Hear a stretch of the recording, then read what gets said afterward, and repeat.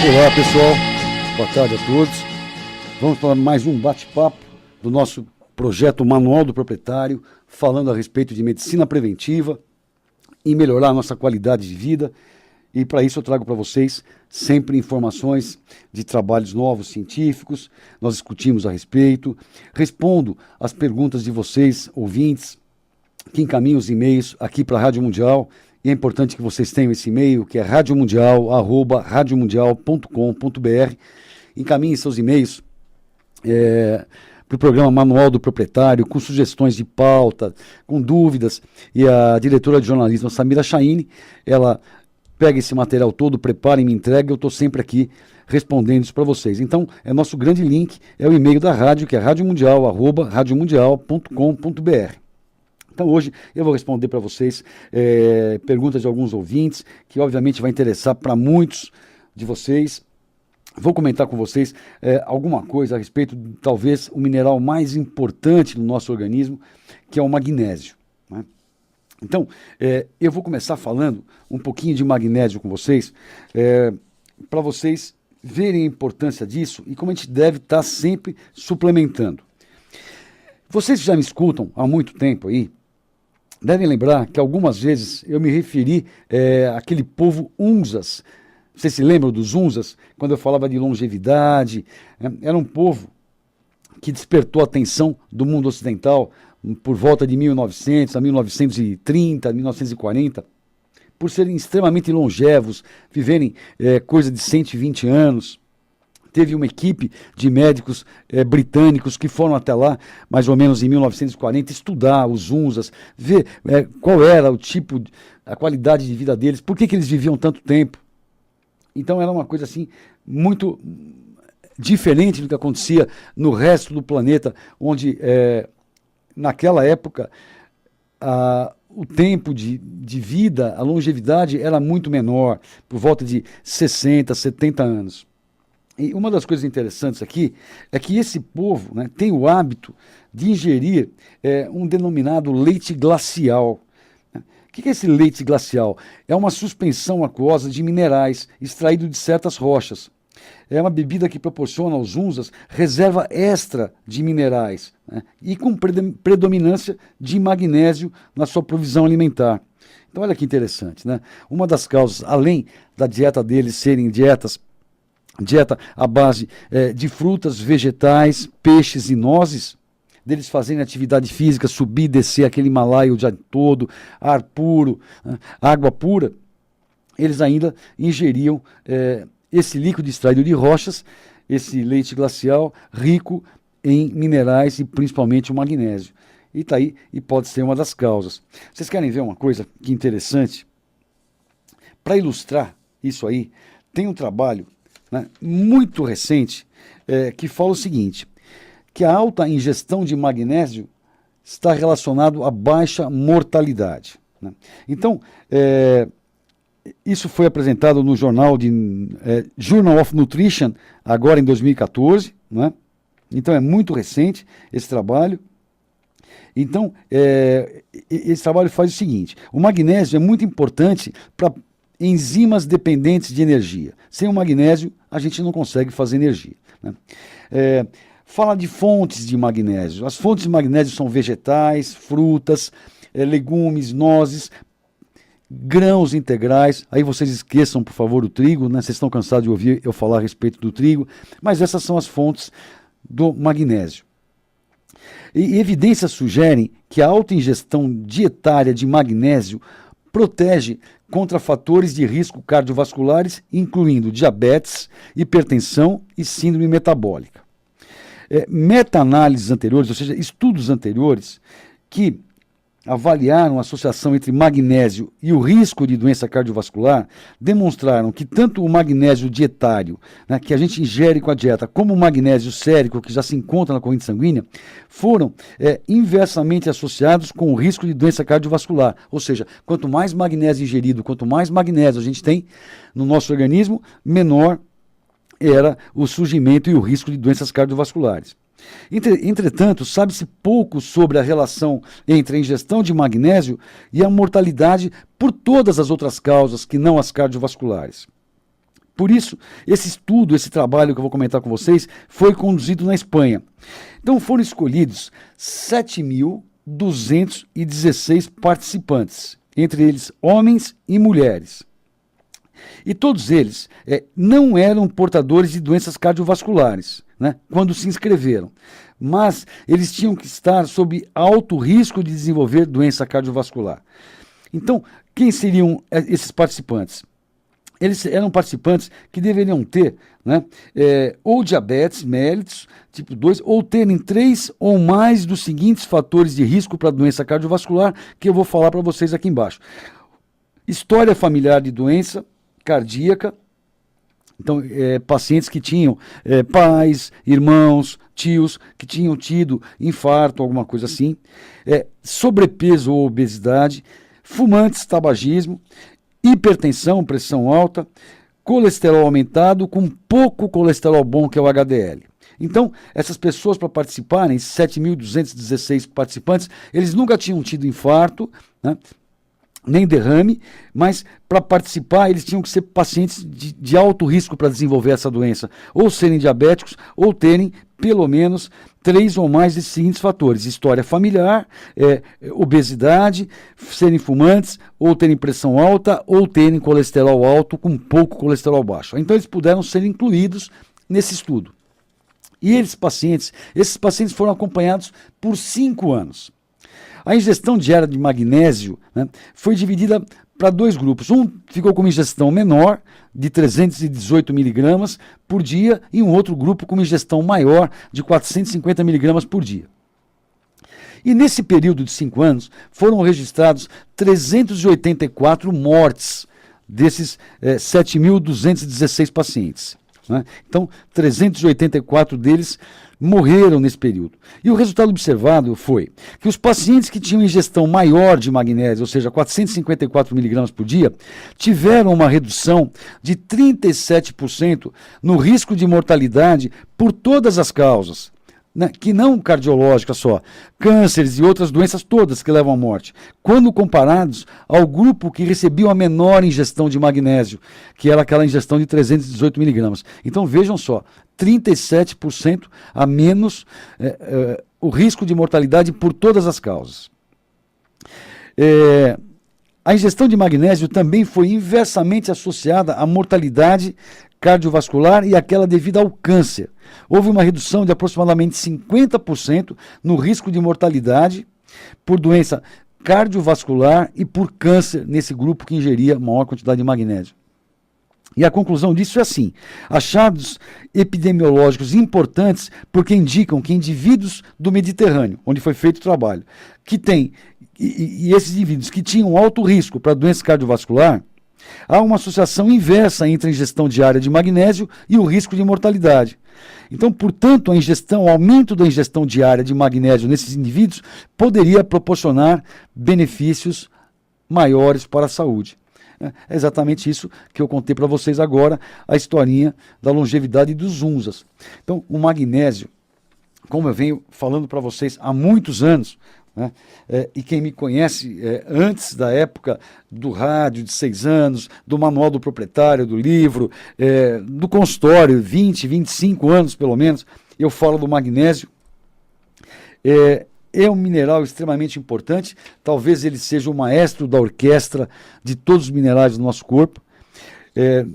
Nós temos aqui algumas causas para déficit de magnésio. Por exemplo, uso crônico de vários medicamentos, como uso de diuréticos para pressão alta, diminui o magnésio. O estresse do dia a dia, né, diminui o magnésio. A baixa ingestão de magnésio por uma dieta imprópria, cheia de alimentos refinados, processados, também deixa baixo o nosso magnésio, que já é magnésio baixo, porque o nosso solo brasileiro é pobre em magnésio, e nossa água também, né? Então, portanto, os alimentos também são baixos em magnésio. Nós não temos solo vulcânico, não temos vulcão no Brasil. Então, o nosso magnésio é baixo. Tem trabalhos, pessoal, no mundo inteiro, mostrando a incidência de doenças cardiovasculares em regiões do planeta onde o solo e a água é rica em magnésio, comparando com outras regiões do planeta onde o solo e a água são pobres em magnésio. E a incidência de morte, né, por doença cardiovascular nesses locais de solo pobre em magnésio é extremamente maior do que nos locais ricos em magnésio. Então, é muito importante a gente estar de olho, né, em todos os fatores que fazem baixar esse magnésio. E estarmos suplementando esse magnésio no nosso dia a dia. Aonde que a gente vai encontrar fonte de magnésio? Em vegetais, frutas, legumes, nozes, grãos integrais, por favor, não o trigo, né? De novo, grãos integrais. Aí a gente vai estar colocando no nosso corpo magnésio. Mesmo nas pessoas que têm uma boa dieta, eu suplemento o magnésio em todos os pacientes, absolutamente todos os pacientes. Vocês devem se lembrar no livro Manual do Proprietário, editado pela editora Delfos, em 2010, quando eu falo assim, brincando, né, jocosamente, que se existe uma droga para se usar à vontade, e eu falo assim, vocês podem beber, podem injetar, podem cheirar, é o magnésio. Né? E de fato, é o magnésio, sim. Infelizmente, a recomendação de cálcio, que hoje é propagada, né, para todos, principalmente para as mulheres acima de 40 anos, por causa de osteoporose e tudo mais, não funciona. Não funciona por quê? Porque o magnésio, a vitamina D, são necessários para a absorção e utilização do cálcio no organismo. E não são só a vitamina D e o cálcio. É importante também outros minerais como o molibdênio, o boro, o fósforo, a vitamina K, na forma de MK7, que vai também armazenar esse cálcio nos nossos ossos. Então, são uma série de fatores, né, uma orquestra toda, e o magnésio, sem dúvida, é o regente dessa orquestra toda. Então não adianta a gente ficar tomando esses compostos que tem aí, à base de cálcio, carbonato de cálcio, 400 ou 500 miligramas ou 600 miligramas de carbonato de cálcio, onde vai ter pouco cálcio elementar ali. O carbonato de cálcio não é uma forma boa de absorção do cálcio, existem formas melhores, como o citrato de cálcio ou o cálcio quelado com aminoácidos. E eu tenho que também estar dando para esses pacientes o que? A vitamina D, mantém níveis bons, ótimos de vitamina D, né? Não em torno de 30, mas em torno de 50, 70, 80 de vitamina D, e tenho que associar também o magnésio, o boro nesses pacientes. Então essa fica uma dica importante aí, também para vocês lembrarem um pouquinho da osteoporose e como nós não estamos fazendo nada correto para estar impedindo isso. Outra coisa importante, mudando um pouquinho, falando da osteoporose, é a atividade física, né? A atividade física é fundamental para esse mecanismo todo. Outro detalhe importante, a glicose não corretamente processada em consequência da resistência insulínica, é outra coisa que eu falo para vocês sempre, aliás, é uma daquela meia dúzia de monstrinhos que falo que participam de todas as doenças crônico-degenerativas, junto com a oxidação excessiva, com a inflamação crônica silenciosa, com a desproporção de nutrientes. Não é? Essa resistência à insulina, né, é resultante da baixa de magnésio dentro da célula, né, que pode levar ao diabetes 2. E a uma série de outras complicações, entre elas as doenças cardiovasculares. Então, vocês veem a importância do magnésio em todos os processos do nosso organismo. Né? Ele está presente em tudo. E são pessoas que vão no médico hoje com uma série de problemas como hipertensão, pressão alta, diabetes, alergias, pacientes coronarianos que tiveram infarto ou estão sob alto risco para isso, ou pacientes que tiveram um acidente vascular cerebral, pacientes obesos, pacientes com osteoporose, pacientes com queixas de fadiga crônica, de fibromialgia, dor por todo o corpo, entre inúmeras outras doenças. Todos esses pacientes vão se beneficiar de uma correção no magnésio. E não adianta a gente estar fazendo a dosagem do magnésio no exame de sangue, porque aí eu vou pegar o magnésio que está na corrente sanguínea. E a principal atuação desse mineral é dentro da célula. Então, existem exames para serem feitos, infelizmente aqui no Brasil são raríssimos os lugares. E quando a gente acha, é caro, esse material geralmente é mandado para o exterior, que seria, no caso, dosar o magnésio eritrocitário, o magnésio dentro do glóbulo vermelho do nosso sangue. Aí a gente teria uma ideia de como é que está o magnésio dentro de todas as células. Então, esse seria um exame adequado que a gente não tem. Então, com certeza, por estudos, a gente sabe que é muito importante estar tendo uma suplementação de magnésio hoje aqui, pelo menos para a nossa população, que é uma população que vive sobre um solo com baixa quantidade de magnésio e uma água pobre em magnésio também. E se a gente for falar de magnésio, pessoal, a gente pode ficar 3 dias falando de magnésio. Inclusive, eu estou preparando um capítulo para quando for, né, não sei ainda quando for, no ano que vem, de 2015, que eu conseguir trazer para vocês o Manual do Proprietário 2 ou Manual do Proprietário, o novo. Eu quero colocar um capítulo só sobre magnésio, só sobre como vocês estarem fazendo a reposição de magnésio, mas até lá, eu não posso deixar com que vocês todos que estão me ouvindo fiquem sem a utilização disso.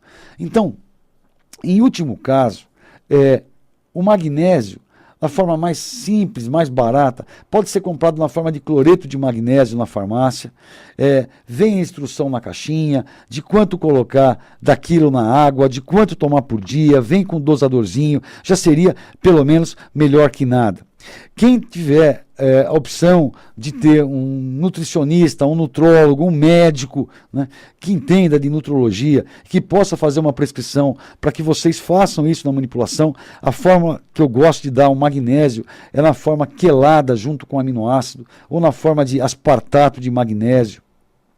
Sempre recomendando hoje o que é considerado uma ingestão mínima diária, né, necessária. Inclusive, o Conselho Nacional de Pesquisa dos Estados Unidos, o CONCIL, recomenda uma ingestão diária, uma suplementação de 300 a 500 miligramas dia de magnésio. Uma outra possibilidade é a gente estar comprando produtos que vendem aí nas gôndolas de farmácia, como óxido de magnésio, 250 miligramas, tomar 2 capsulinhas por dia, pelo menos, estaria sendo melhor que nada. Então, o magnésio é simplesmente fundamental. Agora, uma coisa que é comum é eu receber de vocês, Edmond, você falou muito rápido, tinha um monte de coisa importante, eu não consegui pegar, eu não consegui anotar. Então, vai aqui a dica, pessoal. Isso que eu estou falando para vocês agora, como tudo que eu falei para vocês antes, daqui 3 dias está no YouTube, o Jean coloca isso para a gente lá, vocês podem ver, rever, anotar essas formas de magnésio que eu falei, se informarem, pesquisarem isso no Google, né, e darem andamento a esse processo todo. Eu vou aproveitar que eu tenho aqui alguns minutinhos ainda e eu vou responder algumas perguntas de ouvintes. Eu tenho aqui a pergunta que vem de Pedra Bela, cidade de Pedra Bela. O nome dele é Astrogildo Aparecido. Astrogildo fala assim: Edmond, eu não posso tomar leite porque me dá refluxo. Tentei o leite de soja, mas minha barriga fica enorme e tenho gases. Como é que eu faço para ter cálcio? Eu adoro leite com granola. Qual a saída para mim? Né? Bom, Astrogildo, obrigado então pela sua audiência. Eu quero te dizer o seguinte: primeiro, que cálcio existe em vários vegetais de folhas verdes, né? Não é só no leite. Tá certo que o leite é uma grande fonte de cálcio biodisponível, mas você pode ter cálcio de várias outras fontes, né? De fontes vegetais. E você também pode estar suplementando esse cálcio na forma de citrato de cálcio, né? Você pode estar em cálcio quelado, você pode estar suplementando esse cálcio. Uma outra coisa é que você também pode ver que às vezes as pessoas têm intolerância ao leite, mas não têm ao queijo. O queijo tem uma quantidade bem menor de lactose do que o leite e é uma fonte rica, talvez mais rica que o leite, em cálcio. Então fica aí para você essa resposta, mas não se esquece do que nós falamos antes, né? Que não é o cálcio, que o cálcio sozinho, ele não vai ter efeito nenhum. Se não tiver magnésio no seu corpo, se não tiver vitamina D no seu corpo, se não tiver a vitamina K no seu corpo, né, não vai ser aproveitado como se deve esse cálcio. Ele vai ficar livre, formando pedra nos rins, endurecendo as artérias e não fortalecendo os seus ossos, que é o que ele deveria estar fazendo aí. Tá legal? Então espero ter te respondido aqui. E eu vou ver aqui mais um ouvinte que pergunta o seguinte. Ele fala assim: oi Edmond, bom dia, é o Arthur Vasconcelos Neto. Acompanhe seu programa e dieta, como o suco que tem beterraba, maçã, gengibre, couve ou espinafre, mas andei vendo comentários sobre a frutose e os males que ela traz com o consumo de frutas. Gostaria de sua opinião e análise da frutose. Tá. Então, o Vasconcelos Neto, a história é assim. A questão não é a frutose, é a quantidade de frutose. Tem muitas pessoas hoje que acham que comer 5, 6 frutas por dia é saudável. Eu falo para elas não, porque é uma questão de uma grande quantidade de frutose. Quando a gente dá energia pronta para o nosso corpo, no caso a frutose é energia pronta para o nosso corpo perde a capacidade de transformar nossa gordura em energia. E a gente só vai acumulando tecido gorduroso. Quando eu preconizo para vocês esse suco tem uma maçã, gente, de manhã.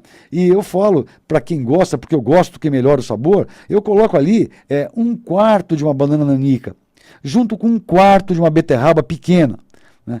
A couve ou espinafre, uma rodelinha de gengibre. Então essa quantidade de frutose de manhã, ela é uma quantidade pequena, que não vai interferir em nada nessa sua capacidade ou não de queimar a gordura aí. Tá legal, Vasconcelos?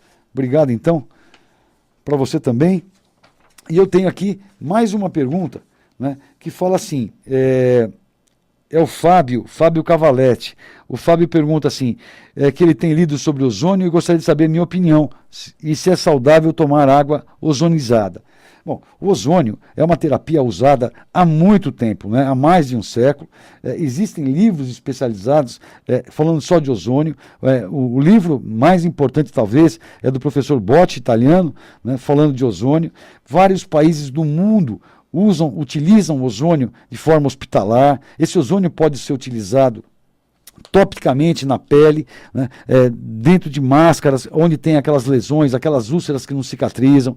Esse ozônio ele pode ser usado no reto para ser absorvido pelo intestino e para a corrente sanguínea. Esse ozônio ele pode ser utilizado via endovenosa, direto na corrente sanguínea. Ele tem um poder anti-inflamatório grande, um poder bactericida, um poder viricida. Então, quando ele é bem indicado, e quem sabe utilizar, né, ele é uma terapia, é uma ferramenta útil, que no nosso país é muito pouco difundido.